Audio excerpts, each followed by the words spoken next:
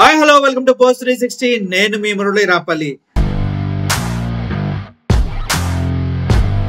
పక్కనోడు పేరు కొట్టేయడంలో ఉన్నంత ఆనందం కూటమి ప్రభుత్వానికి అసలు వేరే పనుల్లో రాదనుకుంటా.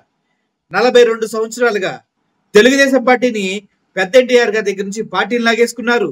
ఆ తర్వాత ఎన్టీఆర్ గారు ప్రవేశపెట్టినటువంటి పథకాలను లాగేసుకున్నారు. ఆ తర్వాత నెదురుమల్లి జనార్దన్ రెడ్డి గారు తీసుకొచ్చినటువంటి హైటెక్ సిటీని మేమే చేసామంటారు. రాజశేఖర్ రెడ్డి గారు హయాంలో కట్టించినటువంటి ఇంటర్నేషనల్ ఎయిర్పోర్ట్ ని మేమే కట్టించామంటారు.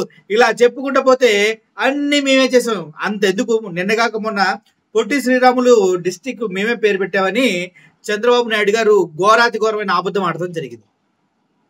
అలా ఇప్పుడు మళ్ళీ కొత్తది ఒక ట్రెండ్ స్టార్ట్ అయింది ఇక్కడ కూడా. కరువు నేలపై పారిశ్రామిక పునాది అంట.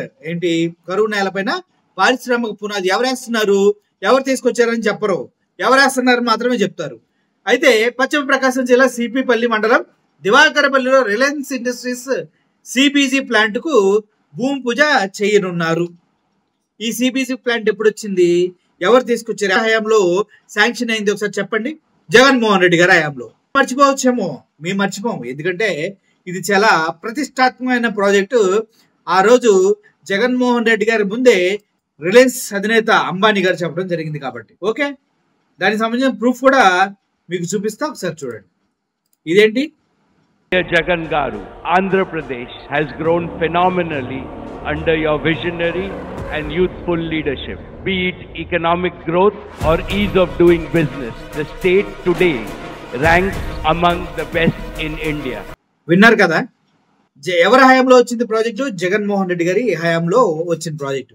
కానీ ఎవరు దాన్ని సెలబ్రేట్ చేసుకుంటున్నారు? మన లోకేష్ బాబు గారు, కూటమి ప్రభుత్వం. వీళ్ళు తెచ్చిన ప్రాజెక్టులు ఏమి లేవు ఇప్పటి వరకు. ఒక్కటంటే ఒక్క ప్రాజెక్టు ఆంధ్రప్రదేశ్కి ఈ గవర్నమెంట్ తీసుకురాకపోగా లూలు మాల్కి అత్యంత విలువైనటువంటి 2000 కోట్ల భూమిని దోచిపెడుతూ ఉన్నారు అక్రమ మార్గంలో. మళ్ళీ వైఎస్ఆర్సీపీ పార్టీ వస్తే మొత్తానికి రివర్స్ టెండర్ పిలిచి అది అక్రమం అని కేసేసి గెలుచుకుంటారు, అది వేరే విషయం. కానీ ఈ విధంగా చేసుకుంటూ వెళ్తుంది అనమాట. ప్రతిదీ లాక్కోవటమే, ప్రతిదీ. ఇంతకెందుకు గ్రీన్ కో లోకేష్ తన నోటితో అన్నాడు, వీళ్ళు దావోస్ ఏం తెచ్చారు, గ్రీన్ కో అన్నాడు. ఇప్పుడు ఆ గ్రీన్ కో ని గొప్పగా చెప్పుకుంటూ తెచ్చుకోవడానికి అడుగుకుంటున్నారు. అయా మీ గ్రీన్ కో మీద ఎత్తున్నాం అని. తీసుకొచ్చింది కట్టింది ఎవడు? జగన్మోహన్ రెడ్డి. ప్రజలు మర్చిపోరు భయ్యా, ఒకళ్ళు వాళ్ళు మర్చిపోయినా గుర్తు చేయడానికి మేము రెడీగా ఉన్నాంలే. ప్రతిరోజు ప్రతి పూట చెవులో గూడు కట్టుకొని అనేక విధాలుగా వాళ్ళ దగ్గర దాకా వార్తలు తీసుకెళ్తాం. అదంతే, దాన్ని ఎవడూ ఆపలేడు. ఈ ప్రాజెక్ట్ ఆంధ్రప్రదేశ్కి రావడం, రిలయన్స్ గ్రూప్స్ ఇక్కడ పెట్టుబడులు పెడతానికి కారణం గతంలో జగన్మోహన్ రెడ్డి గారు పెట్టినటువంటి ఒక మీటింగ్, దానికి వచ్చినటువంటి స్పందన ఇది. అప్పుడు రిలయన్స్ అధినేత ప్రామిస్ చేశారు, జగన్మోహన్ రెడ్డి గారు విజనరీలో మేము ముందుకెళ్ళాలనుకున్నాము అనేసి అప్పుడు ఇచ్చిన మాటకి అప్పుడే ప్లేస్ అవిని ఇవ్వడం జరిగింది. సో ఇప్పుడు భూమి పూజ అవి జరగడం జరుగుతుంది, అంతే మించి ఏం లేదు.